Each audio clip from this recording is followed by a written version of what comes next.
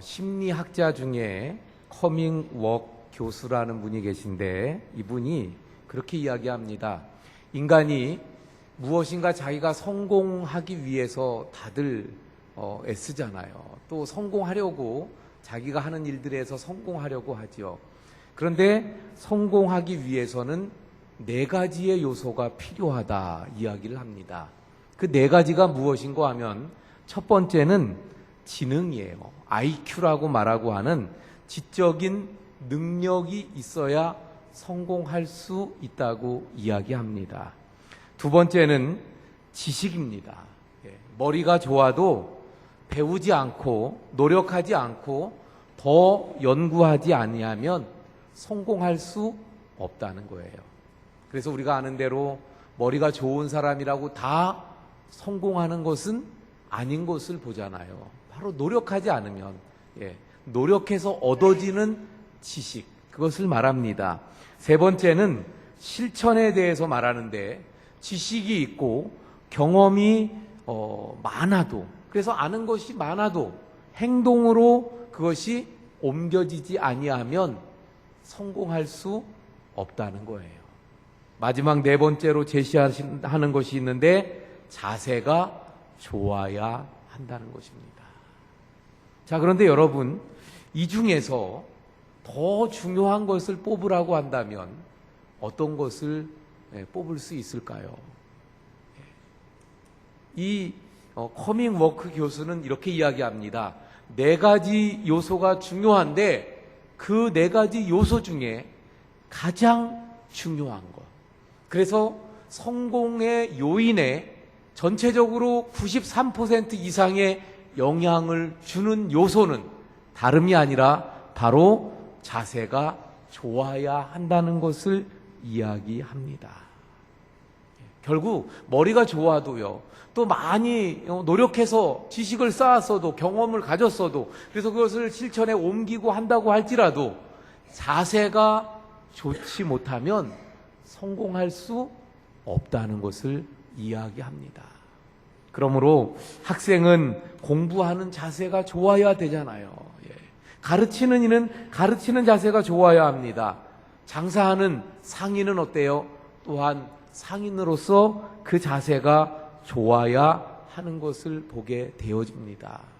그래서 보면 저희 어린 시절에도 학교에서 공부할 때 보면 선생님들 중에 들어오시면 꼭 제일 먼저 하는 게 똑바로 앉으라고, 자세를 바르게 하라고, 이걸 강조하시는 선생님들이 계셨던 것을 보게 됩니다.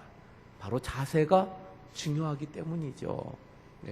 우리가 늘 가서 무엇인가를 사고, 또 뭐 우리 성도님들 중에 물론 팔기도 하고 이런 직업을 가지고 있습니다만은, 우리가 가서 어딘가에 가서 그 사장님을 만났을 때 그 사장님의 자세가 좋으면 어떻게 되나요? 나중에 또 사러 갈 때 그 집을 가게 되잖아요. 뿐만 아니라 주변 사람들에게 좋은 소문을 내게 되죠. 바로 자세가 좋고 자세가 중요하고 자세가 좋아야 됨을 보게 됩니다. 그렇다면 일꾼은 어떨까요? 일꾼은, 그것도 교회의 일꾼이라고 한다면 어때야 될까? 바로 자세가 중요합니다. 또 자세라는 말은 또 다른 말로 뭐라고 할 수 있어요?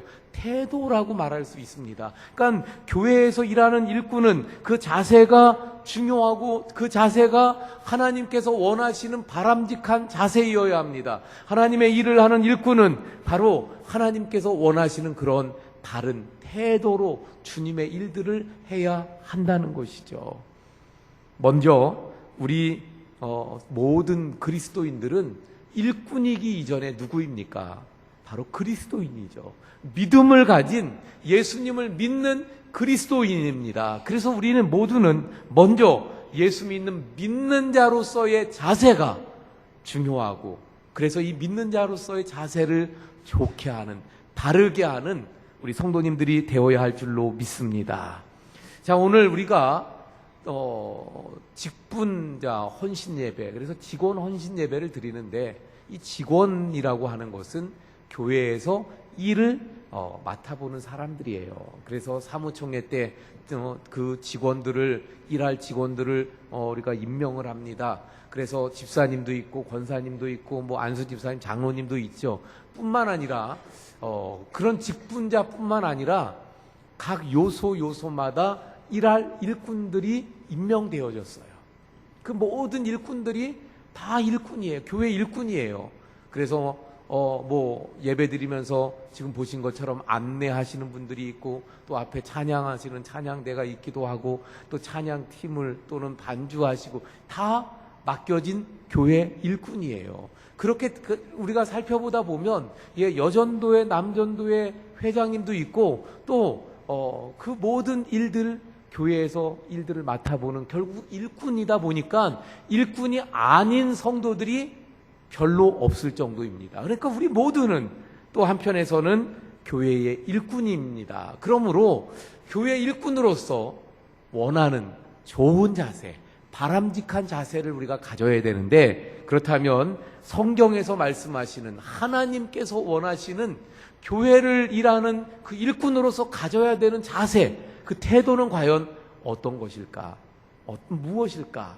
오늘 본문을 통해 함께 살펴보고자 하는 것입니다.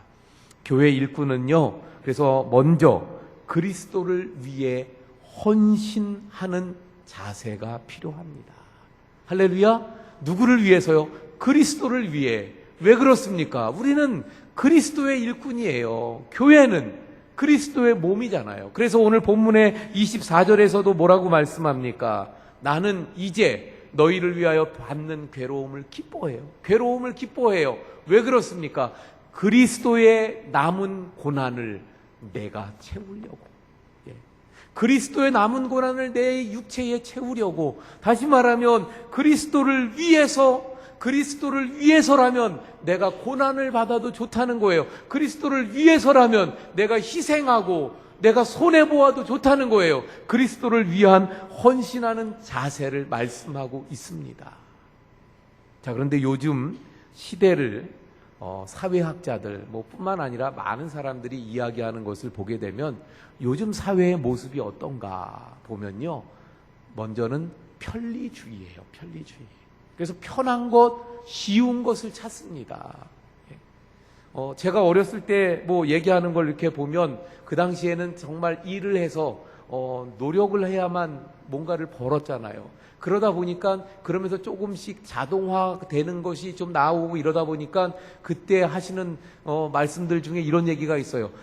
일을 힘들게 막 해서 돈을 버는 게 아니라 손가락 하나 딱 움직여서, 손가락 하나 눌러서 돈 버는 그런 직업, 그런 걸 얘기들을 했었어요. 그런데 요즘은 어떻습니까? 그것뿐만 아니라 더 편하게 벌고 싶어하는 사람들이 너무 많아요. 손가락 하나 까딱하지 않고 돈 벌기를 원하는 그런 사람들이 너무나도 많고요. 삶 자체가 조금이라도 편하려면, 조금이라도 좀 쉽게 살아가려고 하는 이런 편리주의가 팽배한 시대인 것을 보게 되어집니다. 그런가 하면 실리주의입니다. 조금이라도 자기 자신에게 이익이 되는 일만을 하려고 하는 거예요. 조금이라도 손해가 되면, 조금이라도 좀 나한테 불이익이 있으면 그러면 전혀 하려고 하지 않습니다. 이익을 위해서 달려가고 이익을 위해서 살아가는 거예요. 교회, 그래서 보면 이렇게 무슨 피치 못할 사정에 의해서 교회를 이제 정화해야 되는 사람들 보면 다른 조건으로 보는 게 아니라 나한테 이 교회 다녔을 때 이득이 얼마나 있을까, 이거 따지면서 계산하면서 교회를 찾는 분들도 있다는 거예요. 이런 시대 속에 있는 것을 봅니다. 그런가 하면 개인주의입니다. 오로지 자기 자신만을 위해서 살려고 해요. 자기 자신만을 위해요. 그러다 보니까 자기밖에 모르고요. 더 나아가서는 자기 중심으로 모든 것을 생각하고 판단합니다. 그래서 어떤 현상 또는 어떤 상황이 벌어지면 지금은 그걸 보는 사람들의 모든 생각과 시각이, 판단이 어때요? 다 달라요. 옛날엔 좀 객관적이라는 것이 있었어요. 그래서 객관적으로 좀 뭔가를 보고 그래도 좀 상식적이라는 것이 있었습니다. 그런데 지금은 어때요? 다 자기 중심으로, 자기 생각. 그래서 자기 생각이 다 옳다 그래요. 이런 시대 속에 우리가 살아가고 있는 것을 보게 됩니다. 그러니까 다시 말하면 편하려고 하고 내게 이득이 있어야 되고 내 중심인데, 이런 시대 속에 우리가 정말 이런 모습을 가지고 있다면 주님을 위해 헌신하는 일꾼이 될 수 있어요, 없어요? 예? 주님을 위해 헌신하는 일꾼이 되기 어렵다는 거예요. 그런 시대 속에 우리가 지금 살아가고 있음을 봅니다. 그래서 성경 말씀을 우리가 기억해야 되죠. 바로 이런 세대를 본받지 말고 하나님을 거스르고 하나님의 말씀과 반대가 되고 하나님의 말씀과 위배되는 이 세상의 풍속, 세상의 방법, 세상의 그 모습들을 따르지 말아야 된다는 거예요. 그래서 우리 그리스도인들은 바로 그리스도인이기에, 교회의 일꾼이기에 이런 세상 속에서도 그리스도를 위해서 헌신하는, 그래서 기꺼이 주님을 위해서라면 내가 희생당해도, 내가 손해를 보아도, 그리고 내 생각 맞는 것 같지만 내려놓을 수 있는 그런 주님을 위한 헌신의 자세가 필요하더라 하는 것입니다. 여러분, 우리에게 이것이 필요한데 이게 잘 안 되는 이유가 어디 있을까? 물론 좀 전에 말씀드린 지금 세상에 젖어 있다 보니까 그럴 수 있어요. 이스라엘 백성들이 그 가나안 들어갈 때 하나님이 강조하셨던 게 뭐예요? 그 가나안 땅에 있는 다른 민족들을 완전히 다 몰아내라. 그들과 같이 살면 안 된다. 이걸 많이 강조하셨어요. 왜 그랬습니까? 그들과 같이 살면 그들의 풍조에 물들기 때문이에요. 우리도 이런 세대 속에 살다 보니까 물들어져서 우리도 정말 이렇게 헌신하는 것이 어려워요.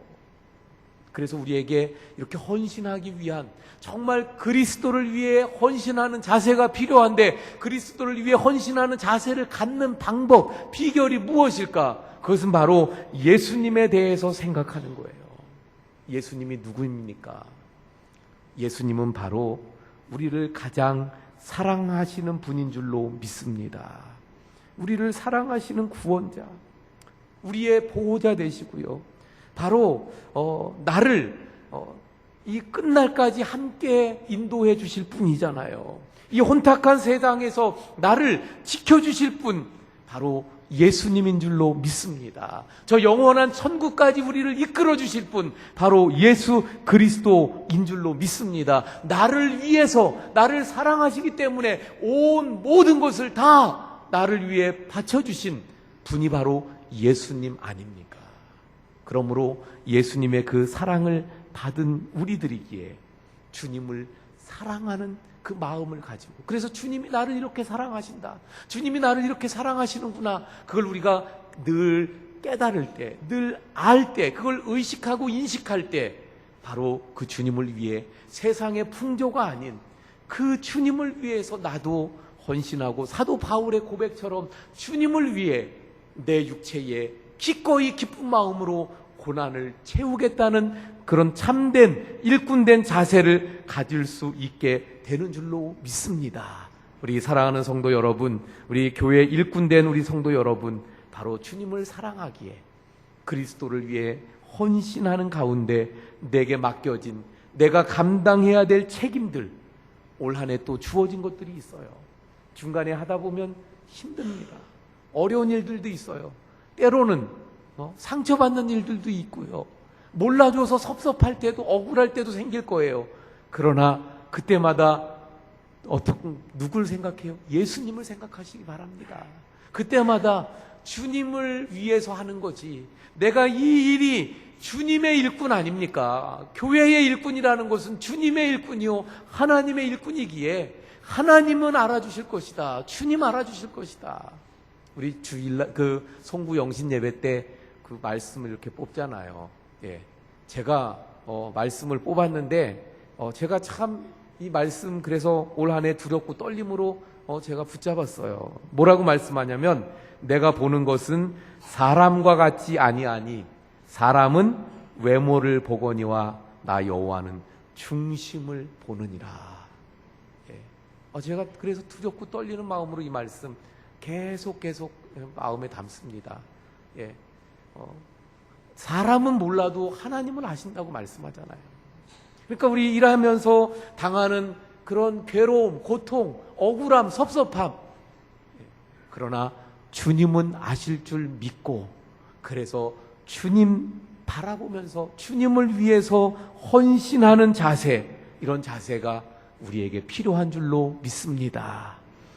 두 번째로요, 우리 일꾼된 교회 일꾼된 우리 성도님들이 가져야 되는 자세 두 번째는요, 교회와 운명을 같이 하겠다는 자세예요. 교회와 난 같이 간다. 교회와 같이 내 운명을 같이 한다. 내 교회를 위해 나는 운명을 건다. 나의 삶을 건다. 그런 말이잖아요. 교회를 위해 나는 목숨을 건다. 이런 의미를 말씀하는 겁니다. 우리 좀 전에 그 또 봉독한 우리 말씀에 바로 24절에 그런 의미를 담고 있는 거예요. 그리스도의 고난을 그의 몸된 교회를 위하여라고 말씀하고 있잖아요. 그러니까 그리스도를 위해서 내가 내 육체의 고난을 감수하면서 그 고난을 가지고 주님께 헌신하는데, 또 그 헌신하는 장소가 어디라고 말씀하고 있어요? 교회라고 말씀하고 있습니다. 그러므로 교회와 운명을 같이 하고자 하는 이런 자세가 우리에게 필요한 거예요. 그러면 또 말씀을 한번 따져봅니다. 교회와 운명을 같이 한다 그랬는데, 교회는 그러면 어떤 곳인가요?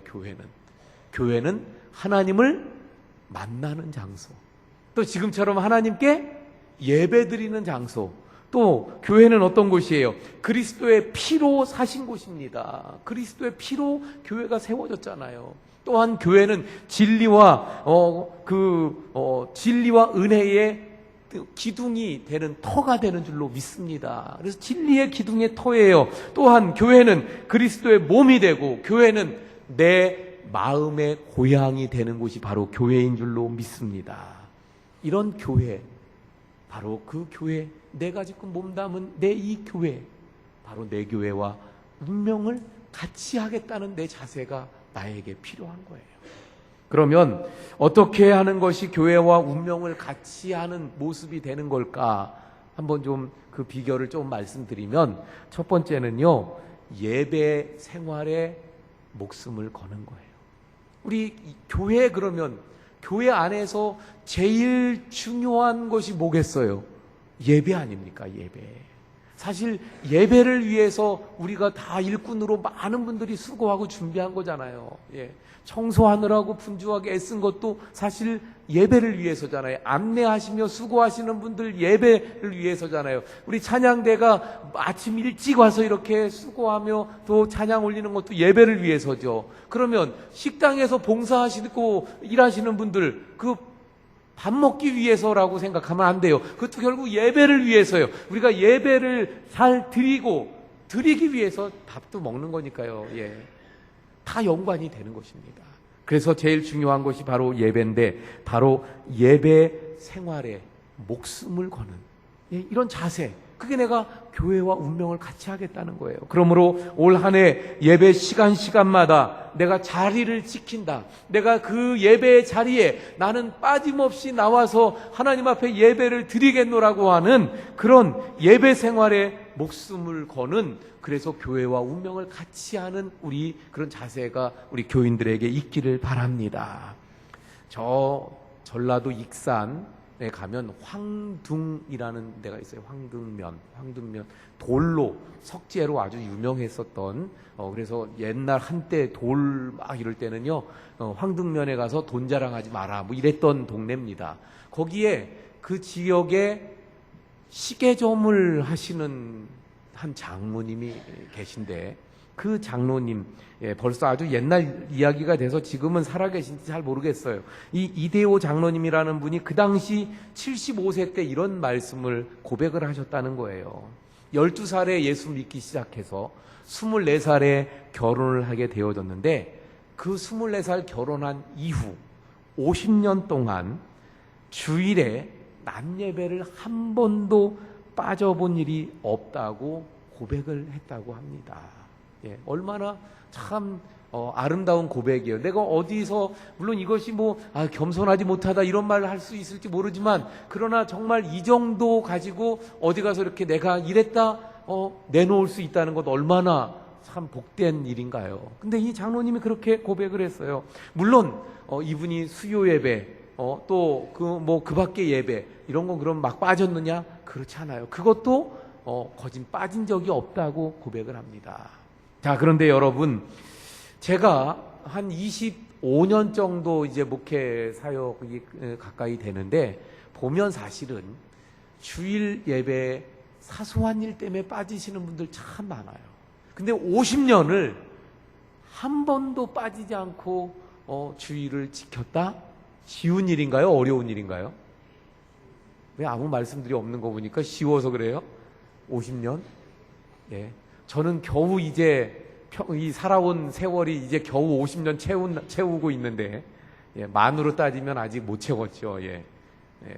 자, 그런데 여러분, 이 장로님 그래서 50년을 채웠다는 것을 제가 보면서 어떤 것을 느끼게 되냐면, 먼저는 하나님이 함께 해주시지 않으면 이럴 수 없는 거예요. 근데 왜 하나님이 그러면 이분에게 함께 해주셨을까? 이분에게 예배에 대해서 목숨을 거는 자세가 있으니까 하나님이 그분을 붙들어 주시고 도와주셨죠. 그래서 건강의 복을 주신 거예요.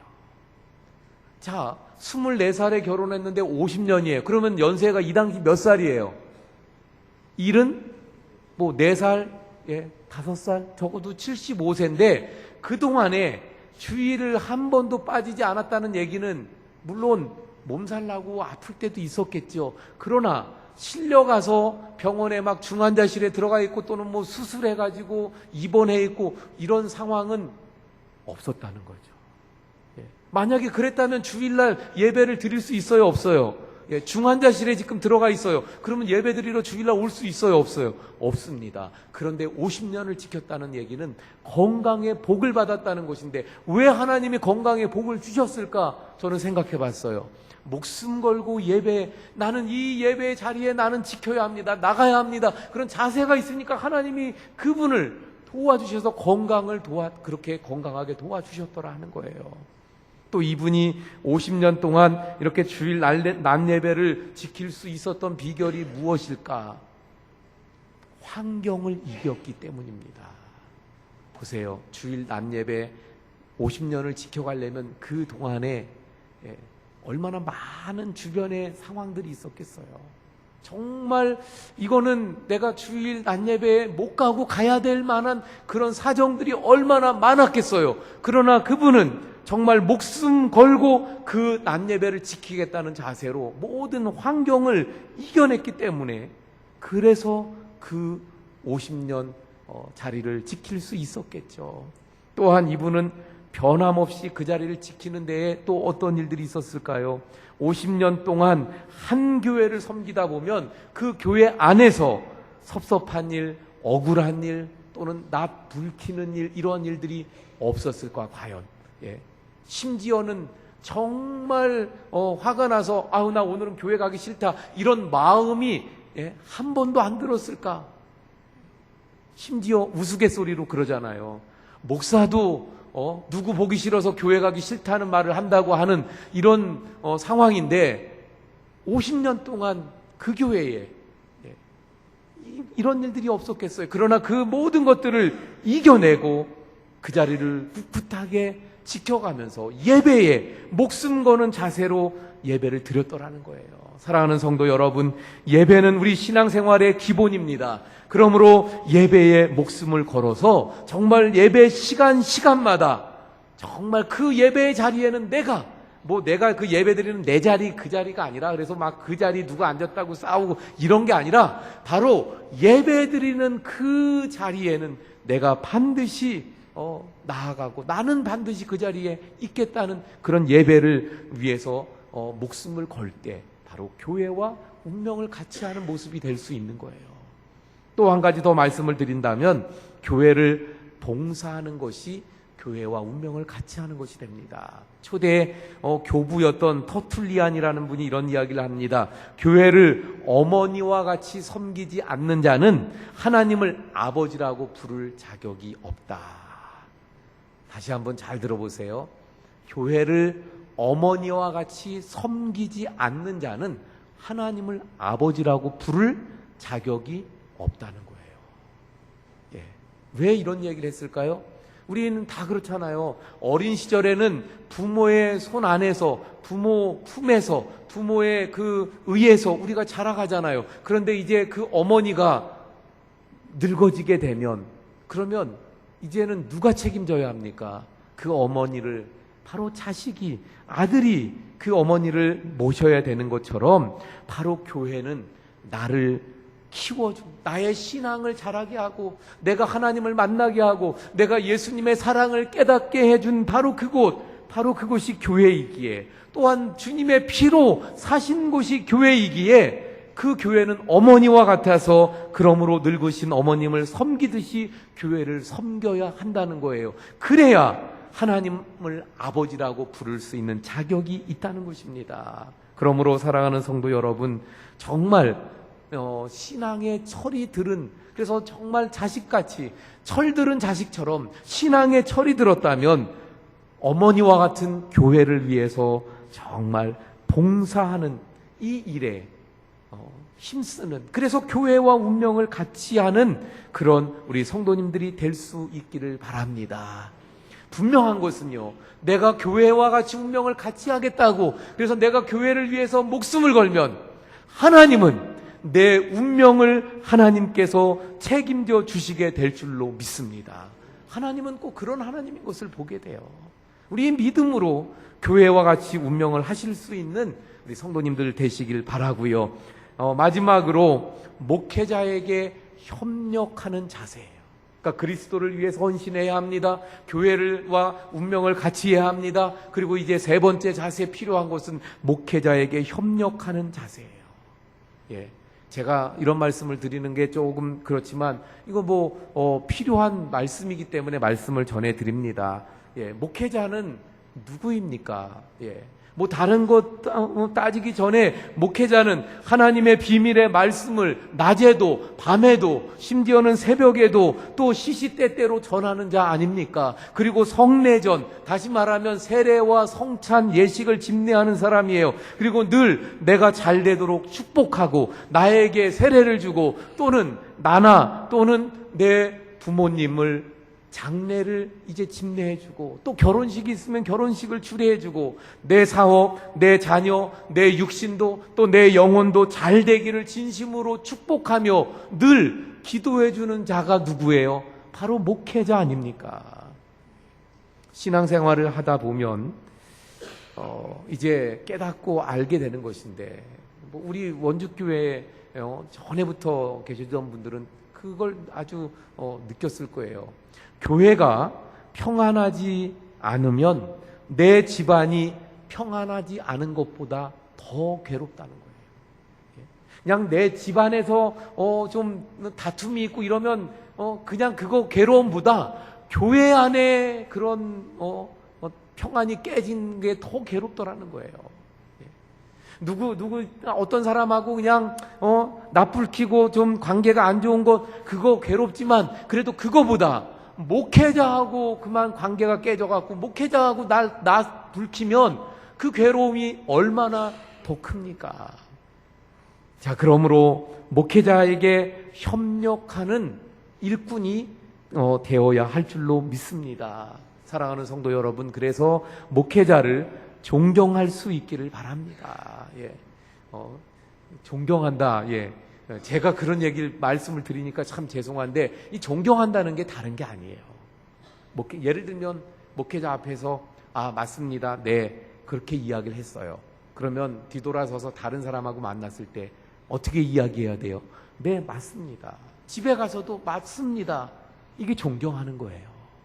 그런데 만약에 목회자 앞에서 네, 맞습니다. 그리고 뒤돌아서서 딴 사람한테 가서 아유, 틀렸어. 아니야. 또 딴 사람한테 아유, 목사님이 말하는 것도 아닌데 틀렸어. 그러면 어떻게 되는 거예요? 존경하는 게 아니라 바로 목회자를 멸시하는 거, 무시하는 거, 경멸하는 것이 되는 것입니다. 그러므로 목회자 앞에서나 뒤에서나 마음으로나 말로나 존경하는 우리 성도님들, 일꾼들이 될 수 있기를 바랍니다. 목회자와 그 목회에 협력해야 돼요. 그래서 목회자를 잘 이해하려고 하고, 또 즐거운 마음으로 목회하도록 협력해 주실 수 있기를 바랍니다. 목회자의 마음이 평안해야 돼요. 목회자의 마음이 평안하지 않으면 그러면 목회자만 손해보는 게 아니에요. 물론 평안하지 않으니까 목회자 본인 안 좋죠. 그런데 그게 결국은 누구에게 영향이 갈까요? 바로 그 교회 성도들에게 영향이 가면 좋지 않은 거예요. 좀 이런 말씀 드려서 죄송합니다만은 우리가 목사님들을 많이 만나고 이제 관계를 하잖아요. 그러다 보면 어떤 목사님은 그런 분들이 있어요. 이렇게 무슨 말을 못 하는 거예요. 조금 이렇게 말을 하면 그게 막 싸우자고 덤벼들 것처럼 막 그런 목사님들이 정말 뭐 흔하진 않지만 간혹 표현하자면 그런 부분을 보게 돼요. 왜 그럴까?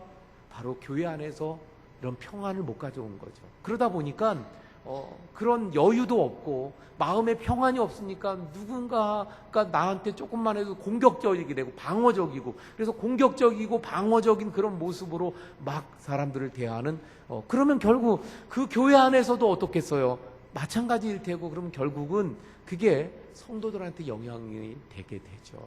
그러므로 우리 사랑하는 성도 여러분, 목회자가 평안한 마음으로 목회함이 결국은 성도님들 본인에게 그게 또 유익으로 돌아오기에 늘 목회자에게 협력함으로 교회가 늘 평안하고 교회가 늘 든든하게 서갈 수 있게 하시는 그런 교회 일꾼들이 되어야 할 줄로 믿습니다.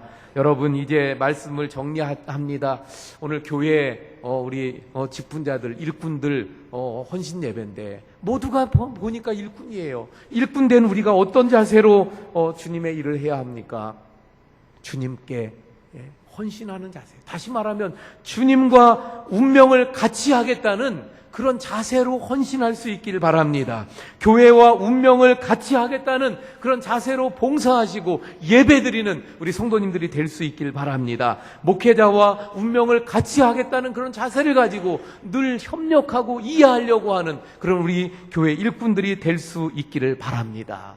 그래서 바라옵기는 우리 그런 교회가 되어서 다른 교회들이 깜짝 놀래고 세상이 깜짝 놀래고 하나님도 그 보시면서 깜짝 놀래서 아니 어떻게 이렇게 이런 교회가 있을 수 있는가, 하나님께서 감동하시며 성경에 보면 하나님에 대해서 그렇게 표현하다 보니까 의인화해서 그렇게 표현하는 모습들 있잖아요. 하나님이 감동하시고 깜짝 놀라셔서 우리 원주교회 위에 놀라운 복을 부어주시고 원주교회를 사용하시고, 그래서 우리 원주교회를 통하여서 이 세상을 그 복음으로 바꾸어가고 하나님의 나라로 만들어가고 이 세상을 뒤집어 놓고 정말 그리스도의 사람들로 세워가고 교회 안에서 그리스도의 사람들이 큰 나무들이 많이 그렇게 배출되는 그런 교회로 서가고, 그러므로 말미암아 성도님들 한 분 한 분은 삶의 은혜와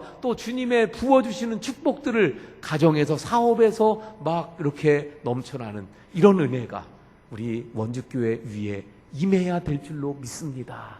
바로 오늘 말씀이 그 비결이 되는 줄 믿고 바로 이 자세로 우리 함께 이런 우리 원주교회를 만들어갈 수 있기를 축원을 드립니다. 기도합니다.